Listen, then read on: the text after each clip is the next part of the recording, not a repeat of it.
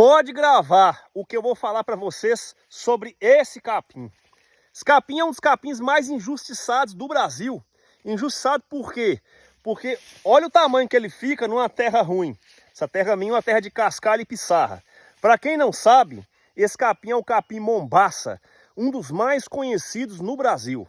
É um dos maiores, se não for o maior representante da família dos pânicos. Pânicos são capins que soltam aquele pendão lá, aquela panícula. Na família dos pânicos nós temos ainda o MG12 paredão, o Tanzânia, o Quênia, o capim colonião, enfim, são esses capins que trazem muita proteína, trazem muita NDT para o gado e para tudo quanto é animal que você quiser tratar. Eu vou levar esse capim aqui agora para os cavalos. Esse vídeo aqui tem o apoio da melhor e maior loja de peças agrícolas de Paracatu e Guarda-Mor. Ela sempre, a Copeagri.